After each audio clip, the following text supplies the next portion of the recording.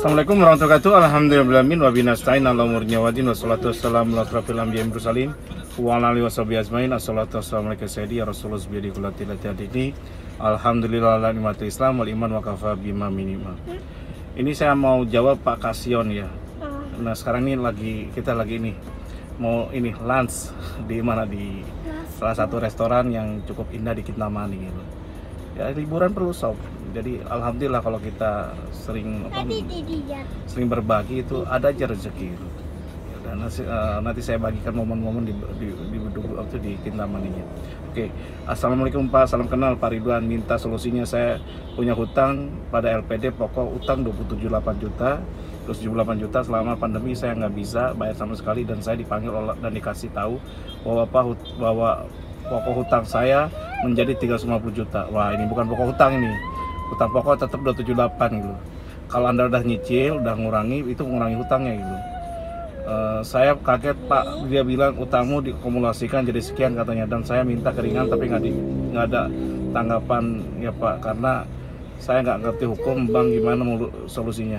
Nggak perlu ngerti hukum sob, yang penting Anda bisa ngerti sistemnya aja gitu. Jadi saya juga bukan orang hukum gitu, tapi karena saya orang bisnis, pengusaha, apapun bisa diusahakan gitu. Tinggal ngobrol dengan banyak teman, termasuk Anda ke saya.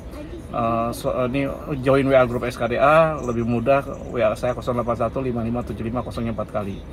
Jadi kalau ada potensi sampai ke hilang aset dan yang lainnya, Anda bisa ikut pendampingan, gak mahal kok gitu, untuk para admin semua ada.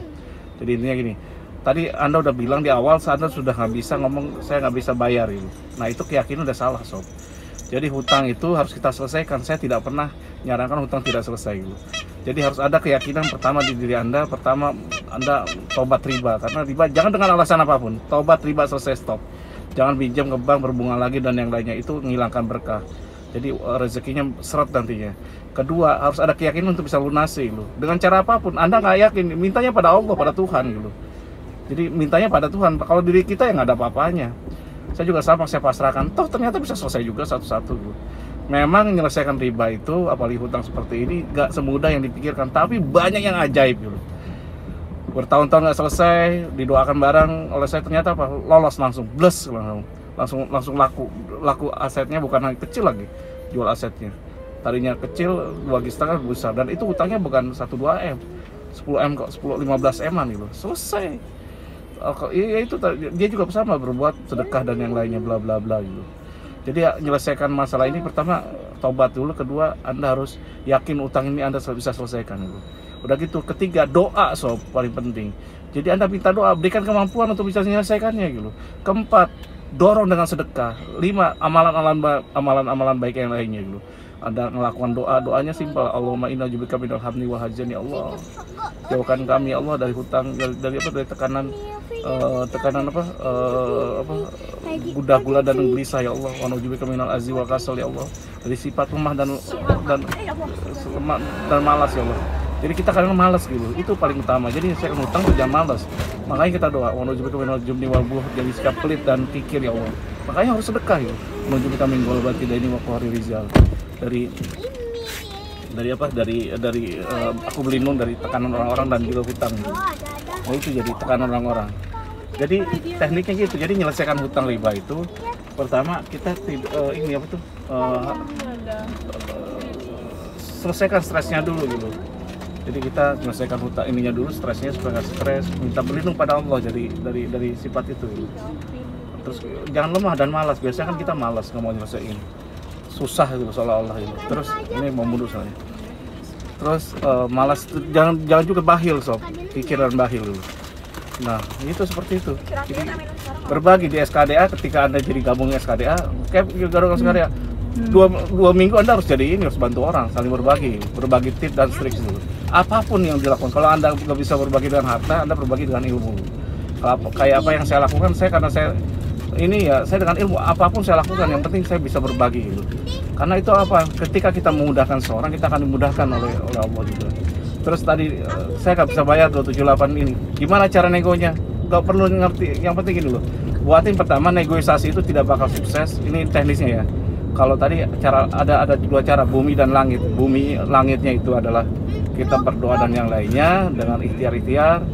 buminya kita harus melakukan, kalau mau negosiasi terus ada data gitu. Kumpulkan data. Ada juga yang nanya, Cap, apa SP1? SP1 itu surat permintaan atau permohonan, atau surat peringatan boleh, terserah gitu. Yang buat siapa kita? Contohnya ada di SKDA Forum, skda.co.id/forum gitu. Jadi itu. Jadi terus SKDA Forum.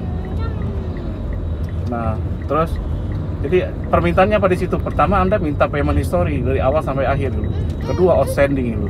Anda buatin itu dulu, contohnya di sana. Kalau Anda butuh pendampingan ke RSC, hubungi WA saya aja 081557504 kali. Di situ ada admin namanya Nyimas, tanya gimana caranya.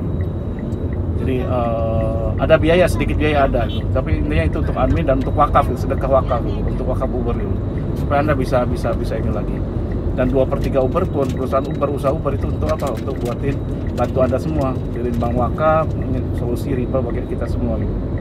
Jadi intinya seperti itu. Terus negosiasi tanpa sukses seperti itu. Jadi intinya tidak perlu sampai Anda harus ngerti hukum, ngerti tentang perbankan aja, tentang negosiasi itu simple banget gitu. Ketika kita punya data, kita baru nego loh. 278 saya sudah bayar kok di sini. Bayarnya berapa total? Anggaplah cicilan 2 juta gitu. Udah 20 kali, kan udah 10 kali gitu. Kan udah 20 juta atau 20 kali atau udah 40 juta gitu. Jadi 278 kurangi 40 juta. Lo pasti nggak mau, Cap, kan bank ada bunganya. Itulah di situ seni negosiasinya gitu. Jadi kita bisa dapat pengurangan. Kalau menurut bank pokoknya nggak segitu, nggak ini, malah 355 lah. Kita ngotot gitu. Kita seperti ini sehingga nanti sosial kita udah bayar 40 juta loh gitu loh. Nego-nego, siapa tahu nanti bisa dapat 250 juta, kan enak gitu. Betul apa enggak? Atau buat 60 juta gitu. Itu tugasnya nego. Itu yang saya lakukan gitu, Sob. Nah, Cap, gimana kalau kita adanya ini baru 3 bulan telat langsung dilarang? Nggak bisa, Sob. Ada aturan OJK yang melarang lakukan itu gitu. Ada aturan OJK-nya 180 hari, Sob. 6 bulan ketika kita lambat baru kita dinyatakan prestasi, baru bank akan melakukan langkah-langkahnya. Nah, itu panjang waktunya. Ini saya menjawab kok, Cap, ke Ridwan katanya baru udah 4 tahun, bukan 4 tahun. 4 tahun di bank, 2 tahun di tim likuidasi. Oh, diancam, Bu, ya ancaman kencang. Tapi apa? Saya kuncinya satu. Saya orangnya pegang data, kedua saya kuncinya yang kedua negosiasi ke kooperatif gitu. Ketika bank sudah nggak tahan lagi, sudah mau melakukan lelang, ya saya gugat gitu. Somasi dulu gitu. Somasinya nggak tanggung-tanggung, saya tembuskan sampai ke, saya tempelin ini di saya buat tanah ini masih dalam sengketa gitu. Siapapun ini akan saya gugat gitu. Jadi gitu aja. Siapa membantu ini sekarang, dan itu saya tembuskan sampai ke foto, saya fotoin, saya lampirkan fotonya, saya buatin somasi juga, tembuskan ke sampai ke kelurahan gitu. Sehingga tetangga kita tahu kalau ada yang mau lelang kan mikir ya, ini batal lelangnya, nggak berani ngelelang, ngajaklah negosiasi, dan tetap ikhtiar lagi tetap jalan, akhirnya dapat rezeki. Ketika dapat rezeki saya tunjukin ada satu strategi lagi supaya bank mau ke negosiasi. Caranya apa? Ini kalau menurut bahasanya saya itu tangkap tikus dengan perangkat keju. Contoh, hutang Anda 1 miliar, kita ada uang 500 juta gitu. Foto aja 500 jutanya gitu. Ini saya udah siap 500 juta, mau nggak gitu? Menurut dia 1,5 miliar, nego habis-habisan. Atau 400 juta, nego habis-habisan. Akhirnya apa? Akhirnya gini, kurang-kurangnya ya kita jual apapun gitu. Yang penting nggak jual asetnya gitu. Jual apa? Jual emas, yang simpel-simpel, barang-barang bekas, segala macam-macam, atau stok-stok kita, segala macam-macam. Kita harus ada usaha lah gitu. Jadi sisanya ke depan kalau udah nggak ada uang, minta lagi sama Allah. Itu yang saya lakukan gitu. Jadi yakinkan dulu 278 itu kecil, terus yakinkan Anda bisa, Cap, usaha saya bangkrut segala macam-macam. Di sini tekniknya. Kalau Anda ada waktu, ikutin kopdar saya, kopdar Akbar, mungkin akhir Juni ya. Saya belum tentukan tanggalnya, mungkin seminggu 2 minggu akan saya tentukan tanggalnya. Silakan, tidak terlalu mahal, ketemu saya langsung, bisa serap energi positif dari saya yang nggak mau ngalah. Gimana caranya? Di situ kita sinergi bisnis Ibu. Kalau salah, saya banyak salahnya. Kalau kurang, banyak kurangnya. Wallahu a'lam bishawab, karena saya gudang kekurangan dan gudang kesalahan. Wassalamualaikum warahmatullahi wabarakatuh.